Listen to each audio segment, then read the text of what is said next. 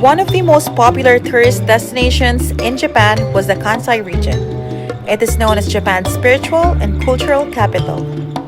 It is filled with some laid-back quiet towns and gorgeous sceneries which give a traditional vibe. For 48 hours, we explored some of the amazing places in the Kansai region. This includes the cities of Osaka, Kyoto, and Nara. We visited each city of the region and learned a lot about its culture, history, and some of the hottest tourist attractions. Get yourself ready as we explore the region of Kansai.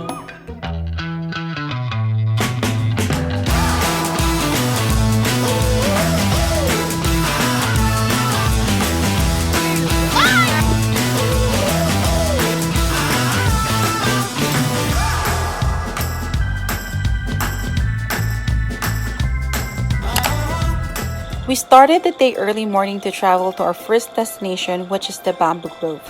Since we're staying in Osaka, it took us more than an hour to get to the city of Kyoto by train. It is also a weekday, so we expect trains to be loaded with people going to work. Welcome to Osaka. One of the things I learned when I travel is to always check the weather before going anywhere so you know what to expect for that day. But unfortunately, we missed to check the weather and went out unprepared.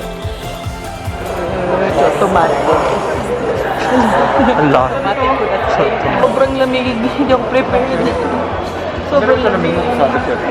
So we are going to Bamboo Grove, right? It was raining and freezing cold in Kyoto when we arrived. We had no umbrellas and gloves, so we stopped over a store to get them. I like it. It's raining. When we arrived at the station, we had to walk for about 10 to 15 minutes to reach the Bamboo Grove. Beef sushi, yay! Kyoto City was once the seat of Japan's imperial court and is known as the cultural capital of Japan. Guys, we are now entering the Bamboo Grove.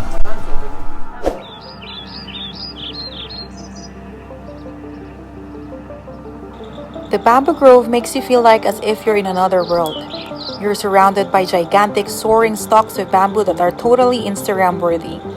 It's one of the most photographed sites in the city, and with good reason. There's not a better feeling than standing in the middle of the sprawling Bamboo Grove. We are finally here.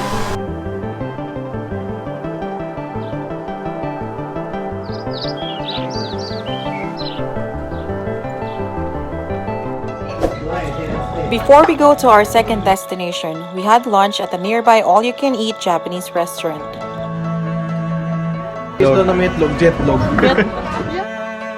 While waiting for the next train, we've decided to entertain ourselves.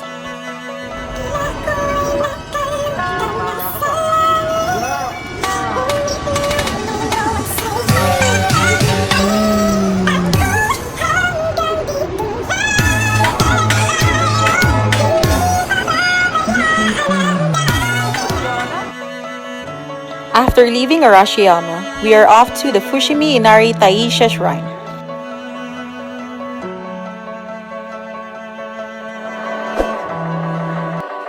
You've probably seen many pictures about Japanese gates and shrines in modern media.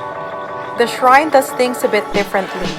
You probably know that rice is a crucial part of Japanese cuisine, but it also plays an important role in Japanese religion. The shrine has a torii gate at the entrance, which represents entrance into a sacred space. And if you go through a torii, it means you're in a sacred ground in the Shinto religion.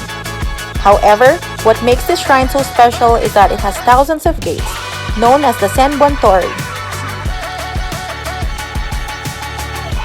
Outside the shrine, you will see different stores selling some souvenirs and street foods.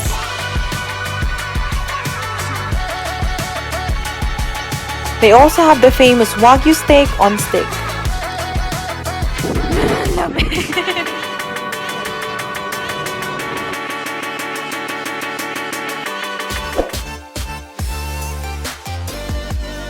Now we are off to our final destination for the day, which is Gion.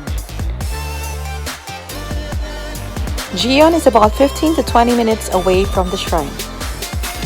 You can have lots of fun in Gion, as it's filled with shops, restaurants, tea houses, and geisha apprentices. It's famous for its wooden machiya merchant houses. The best part of Gion is having the possibility of sightseeing geisha wandering through the streets or in training. Today is our second day and we are off to Nara Deer Park and Dotonbori in Osaka. Before heading to Nara, we had a quick lunch at the mall. Nara Deer Park is about an hour away from Osaka. We had to take the train for about 50 minutes and bus for about 10 to 15 minutes. Nara is the capital city of Nara Prefecture in Kansai and features many historic monuments. It was once the capital of Japan, and the emperor even lived here before the capital was moved to Kyoto. You shouldn't leave Kansai without taking a look at the Nara Deer Park. Nara has many deer roaming around the city and in the park. You will find about 1,000 of them. It's an open public park and the deer are technically wild. They are adorable and literally everywhere, from the restaurants to the temples to the roads. If you really enjoy the deer animal species, then you should pay Nara Deer Park a visit. Our visit in this park was one of the most unforgettable moments in this trip. We enjoyed feeding them with biscuits.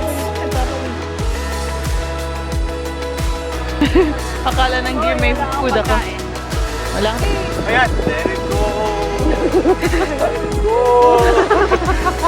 It's right now, nagpapakain sila ng deer. And look, nangyayari sa kanila. Nara's Deer Park are calm and are comfortable to the presence of human. However, not all deer could be touched or pet. Ito si Charm.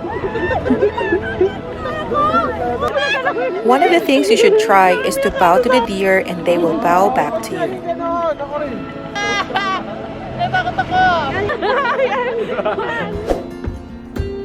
Next up, our final destination is Dotonbori in Osaka. Osaka is considered Japan's economic center, and even today, it's one of its biggest financial centers, home to many famous startups and multinational electronic corporations.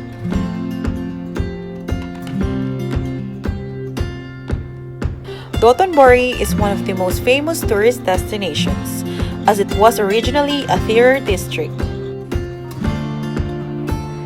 Now it serves as a nightlife and entertainment district.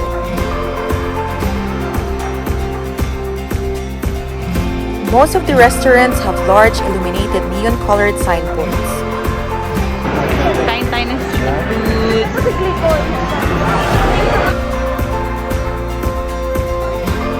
It also has many notable landmarks such as the Glicoman sign, which depicts a giant athlete on a blue track.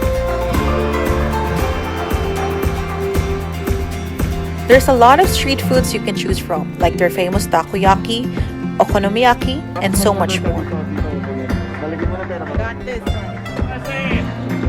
For dinner, we stopped by a ramen restaurant which also offers a vegetarian ramen.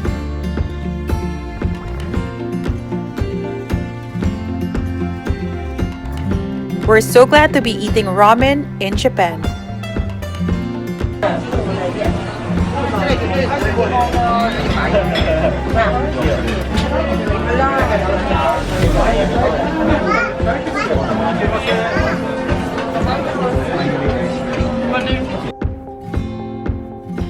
In 48 hours, we were able to visit the Bamboo Grove, Fushimi Inari Shrine, Geisha District, Nara Deer Park, and Dotonbori.